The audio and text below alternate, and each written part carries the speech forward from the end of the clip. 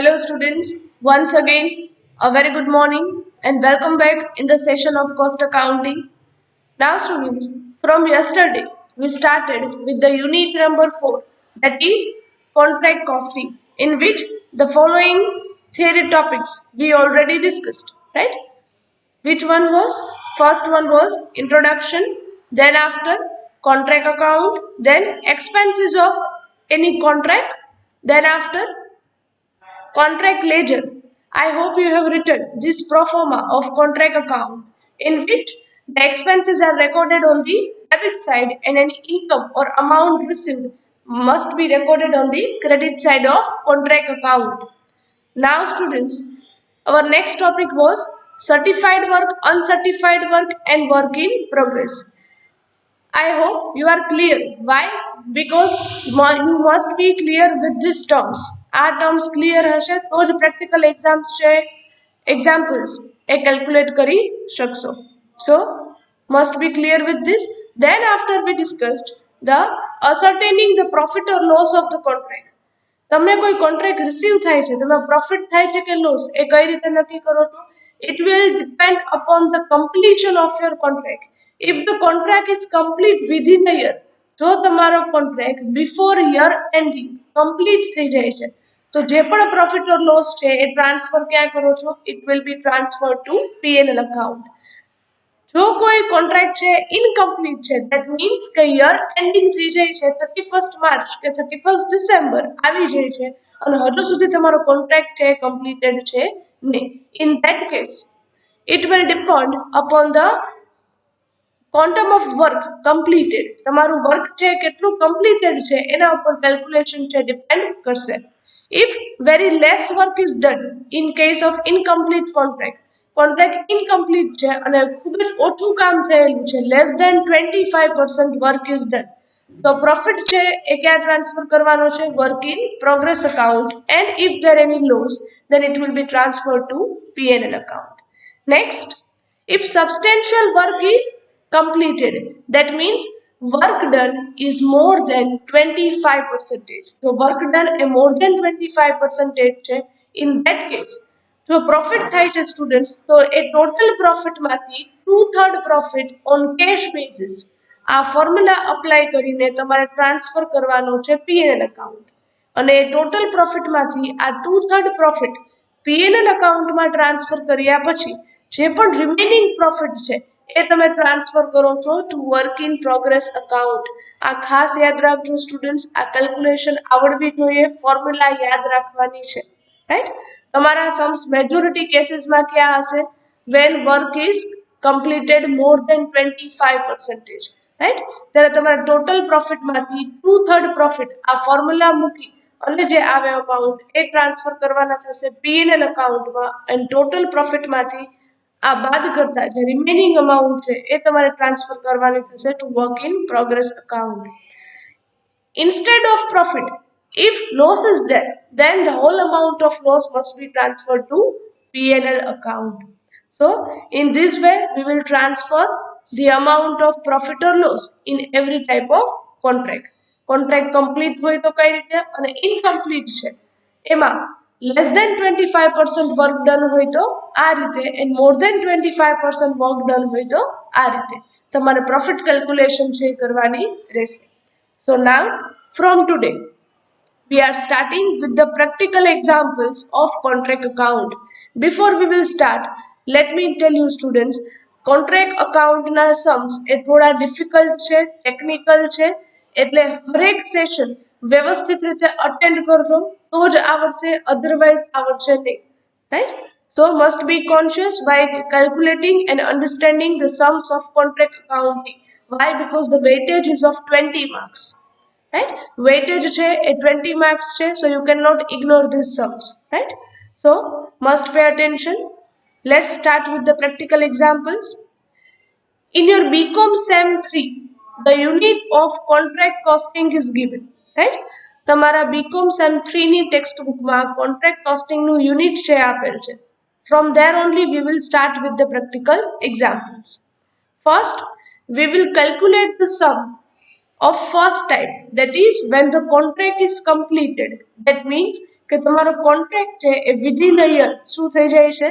Complete. એક વર્ષની અંદર જ જો કોન્ટ્રાક્ટ કમ્પ્લીટ થઈ જાય છે સ્ટુડન્ટ્સ, તો જે કોઈ પણ પ્રોફિટ ઓર લોસ થાય એ પૂરેપૂરી અમાઉન્ટ તમારે ટ્રાન્સફર ક્યાં કરવાની છે? It will be transferred to PNL account.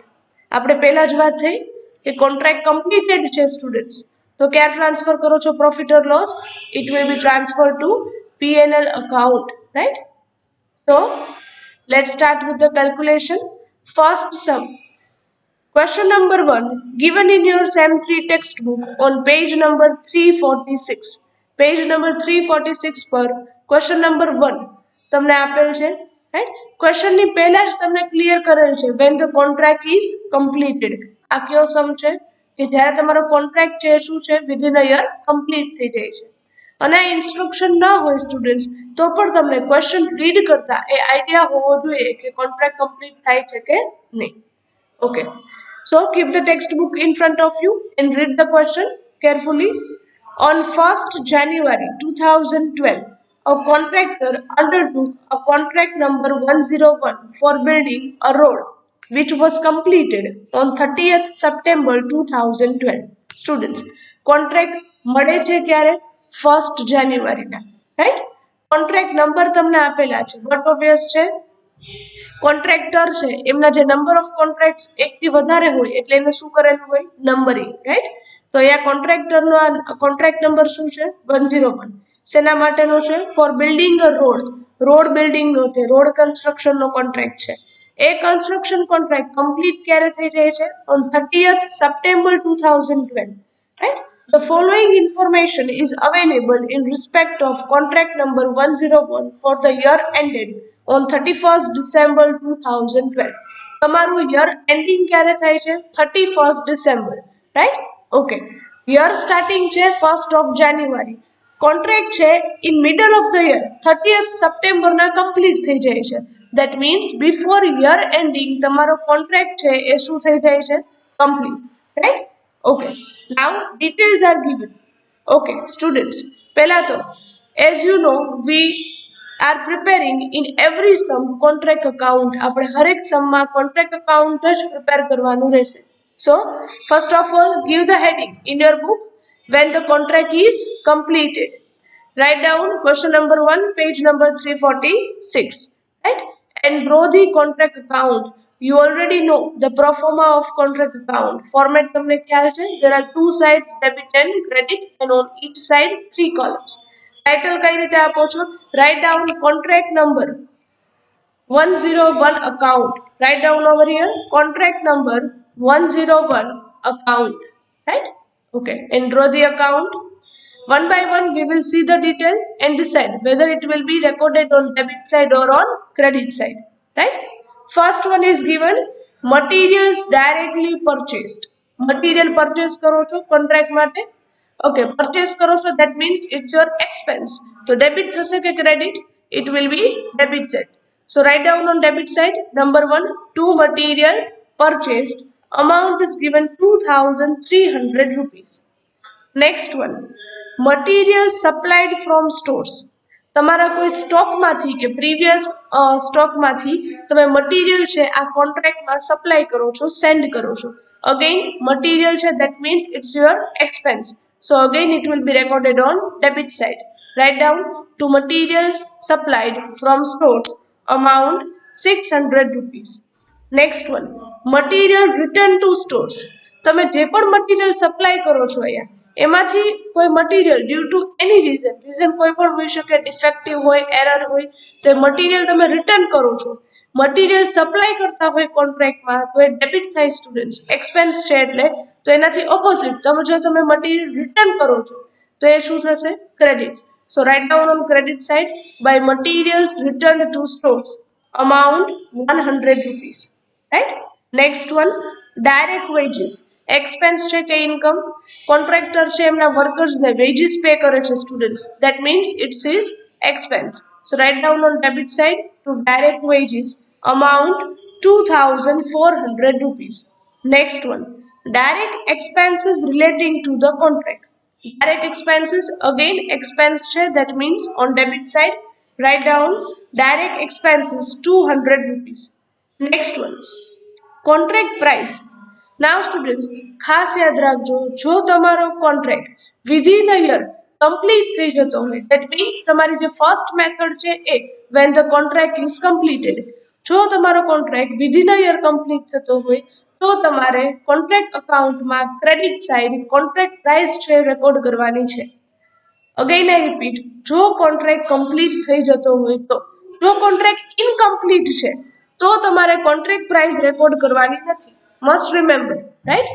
તો અહીંયા કોન્ટ્રાક્ટ છે કમ્પ્લીટ થઈ જાય છે, so on credit side we are recording by contract price amount is given 7,500 rupees, right?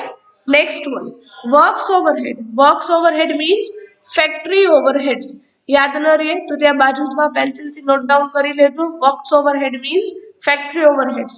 How much? 25% on direct wages. Direct વેજીસના 25%. તો આપણે અહીંયા કેલ્ક્યુલેશન છે કરવાની રહેશે. Here direct wages we have already recorded. How much? 2,400 rupees. એમના 25%, right? So multiply કરો 25%. It will come, direct wages કેટલા થશે સ્ટુડન્ટ્સ? કેલ્ક્યુલેટ કરો. 2,400 multiply 25%, it will come 600 rupees. ચલો આ કેલ્ક્યુલેશન છે સમજાય છે સ્ટુડન્ટ્સ? તમને ડિરેક્ટલી નથી આપેલા બટ ડાયરેક્ટ વેજીસ પર કેલ્ક્યુલેટ કરવા માટે કહે છે, right? Next one is given office overheads, right? How much? 10% on works cost. Works means factory. Factory કોસ્ટના 10%. સ્ટુડન્ટ્સ આ છે ફેક્ટરી ઓવરહેડ્સ. તમારે ઓફિસ ઓવરહેડ્સ એના પર કેલ્ક્યુલેટ કરવાના છે ફેક્ટરી કોસ્ટ પર. તમને ખ્યાલ છે ફેક્ટરી ઓવરહેડ્સ અને ફેક્ટરી કોસ્ટ બંને શું છે? ડિફરન્ટ. ફેક્ટરી કોસ્ટ પહેલા તમારે ફાઇન્ડ આઉટ કરવી પડે, એના બેઝિસ પર તમારે ઓફિસ ઓવરહેડ્સ છે કેલ્ક્યુલેટ થઈ શકે. So first of all, after the preparation of contract account, give the heading working notes and write down the condition. Office overheads are 10% of works cost. That means factory cost, right? તો પહેલા તો factory cost find out કરશો. કઈ રીતે મળે? તમને અત્યારે cost શીટનું format છે યાદ હોવું જોઈએ. કોસ્ટ શીટ ફોર્મેટ શું છે student? Starting from direct material. આપણે આખી કોસ્ટ શીટનું ફોર્મેટ તમને યાદ છે. ક્વેશ્ચનમાં તમને કોસ્ટ શીટમાંથી કઈ કઈ ડિટેલ્સ અવેલેબલ છે એ તમારે જોતા જવાની. કોસ્ટ શીટમાં આપણે ઓલવેઝ ફર્સ્ટ રેકોર્ડ કરીએ છીએ મટીરિયલ. અહીંયા મટીરિયલ બે ટાઈપના છે. So write down number 1, materials purchased. How much?